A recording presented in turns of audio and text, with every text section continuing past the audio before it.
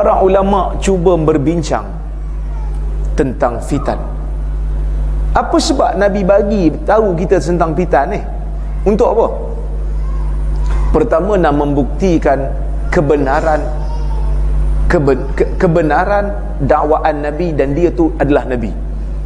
Kerana banyak hadis-hadis tentang akhir zaman yang kita tengok hari ni jadi sungguh dah.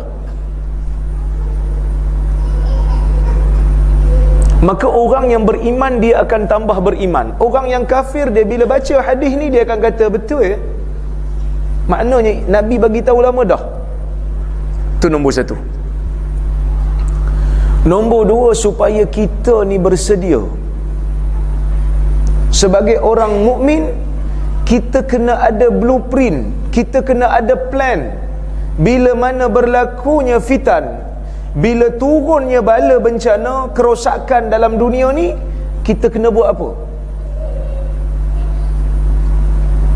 Supaya orang Islam bersedia. Itu nombor dua.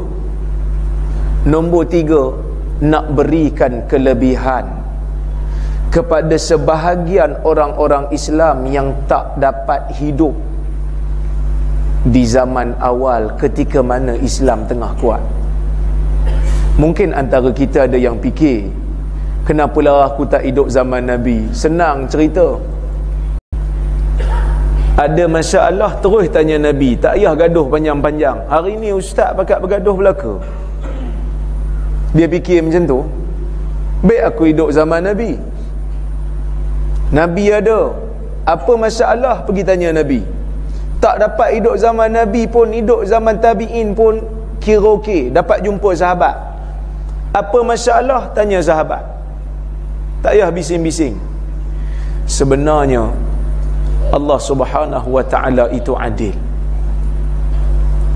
Walaupun kita hidup di zaman ni, tetapi ada kelebihan yang Allah Ta'ala berikan kepada orang yang beriman, walaupun dia hidup jauh daripada zaman yang terbaik, yang Nabi sebut dalam hadis, khairun nas qarni summa alladhina yalunahum summa alladhina yalunahum.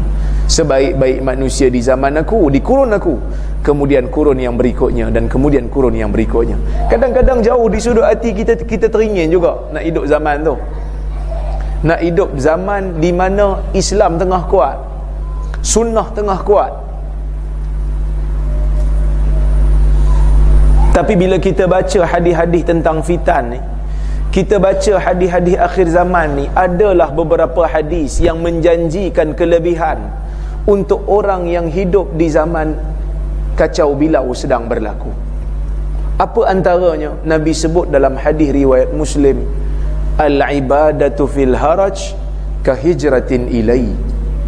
Ibadah pada zaman kekacauan, orang tengah serabut dengan maksiat yang berleluasa, dengan kejahilan yang berleluasa, tiba-tiba dia boleh beribadah, tiba-tiba dia boleh pegang agama. Nabi kata kelebihannya sama seperti orang yang berhijrah kepada aku. Hadis riwayat Muslim. Maka kita dengar tu kita lega lah. Tapi bukan senang nak ibadat zaman tu. Bukan senang nak ibadat zaman kekacauan tu berlaku. Tapi kalau boleh buat, kira dapat pahala seperti mana hijrah. Tapi jangan fikir juga tuan-tuan, kita rasa kita seronok kalau hidup zaman sahabat. Belum tentu kita camp Nabi. Mungkin kita camp Abu Jahal. Mungkin. Maka sebab itu Nabi memberikan ganjaran bagi orang yang boleh beribadah di zaman kekacauan berlaku. Kerana ia bukan satu benda yang mudah untuk dilakukan.